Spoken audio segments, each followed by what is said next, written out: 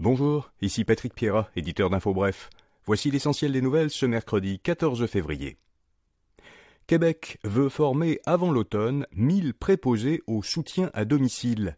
Le gouvernement Legault ouvre une nouvelle formation courte et rémunérée en santé pour renforcer les équipes de soins à domicile et diminuer le recours aux agences privées.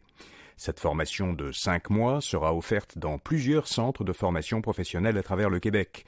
Elle débutera au cours des prochaines semaines. Les futurs préposés recevront une bourse de 12 000 $ s'ils travaillent ensuite au moins 6 mois dans le réseau de la santé.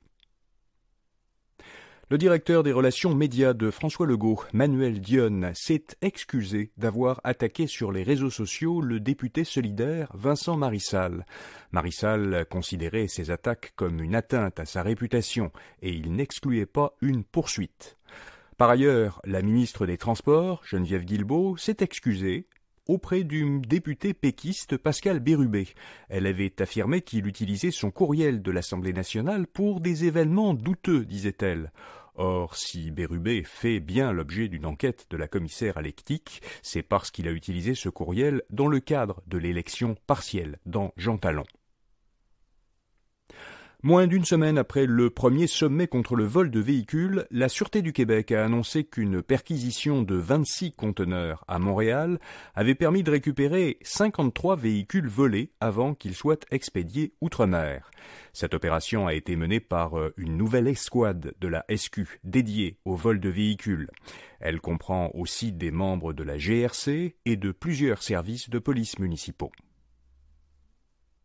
Aux États-Unis, les républicains veulent destituer un membre du gouvernement Biden. La Chambre des représentants, à majorité républicaine, a voté pour la destitution du secrétaire à la sécurité intérieure, Alejandro Mayorkas. L'acte d'accusation a été adopté à une seule voix de majorité. C'est la première fois depuis 1876 qu'un membre du gouvernement américain est ainsi mis en accusation par le Congrès. Les républicains tiennent Mayorkas responsable de l'afflux des migrants venus du Sud à la frontière entre les États-Unis et le Mexique. Ce vote ouvre un procès en destitution, mais le Sénat, qui est à majorité démocrate, va très certainement rejeter les accusations. Les républicains n'y obtiendront donc pas la majorité des 2 tiers qui serait nécessaire pour sa condamnation. Northvolt commence aujourd'hui à remblayer des milieux humides pour son usine en Montérégie. La municipalité de Saint-Basile-le-Grand a donné à la société suédoise le permis l'autorisant à commencer les travaux de préparation des sols de sa future usine de batterie. La réalisation de ces travaux nécessitera les allées et venues d'une centaine de camions chaque jour. Northvolt commence ainsi des travaux de remblai en zone humide. L'entreprise précise qu'aucune espèce de tortue à statut particulier n'a été observée dans ces milieux. La Caisse de dépôt investit 125 millions de $ dans Lévio, une entreprise de services conseil de Québec. Lévio accompagne les organisations dans leur transformation numérique. Cette entreprise, créée en 2014, voudrait maintenant plus que tripler son chiffre d'affaires actuel pour qu'il atteigne à terme 1 milliard de $. L'investissement de la Caisse de dépôt et placement du Québec vise à soutenir la stratégie d'acquisition de Lévio, principalement au Canada et aux États-Unis. L'entreprise a déjà fait une dizaine d'acquisitions. Foodtastic, un franchiseur montréalais de restaurants, poursuit sa croissance en achetant Restaurant Archibald. Cette chaîne de Lac-Beauport, près de Québec, compte 6 restaurants au Québec. D'autres vont ouvrir leurs portes dans les 24 prochains mois, annonce Foodtastic. Archibald comprend aussi un volet microbrasserie qui avait été vendu en 2016 à Labatt. Foodtastic n'achète pas cette activité mais s'engage à collaborer avec l'équipe de la microbrasserie. Les jeunes veulent toujours acheter une maison, malgré les hausses de prix. À l'automne dernier, dans une proportion qui est restée pratiquement identique à 2 ans plus tôt, presque la moitié des Québécois de 18 à 34 ans avaient l'intention d'acheter une première propriété d'ici 5 ans.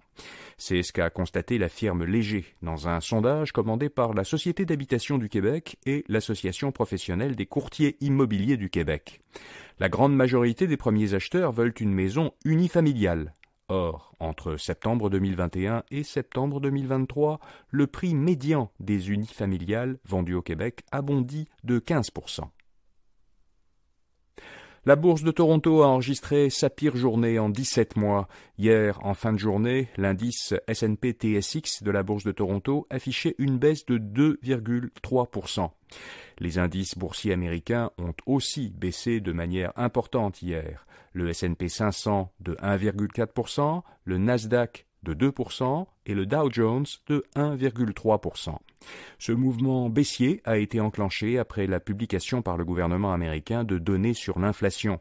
En janvier, l'inflation annuelle aux États-Unis a ralenti à 3,1%, mais le marché s'attendait à un ralentissement plus important, il s'attendait à une inflation annuelle de seulement 2,9%. Et puis, le Super Bowl a été regardé par 123 millions de téléspectateurs. La victoire des Chiefs de Kansas City contre les 49ers de San Francisco a réuni dimanche un nombre record de téléspectateurs. Ils ont constitué la deuxième plus grande audience de la télévision américaine, derrière celle qui avait suivi les premiers pas de Neil Armstrong sur la Lune en 1969. Selon CNN, l'an dernier, 93 des 100 programmes les plus regardés à la télévision étaient des matchs de la National Football League.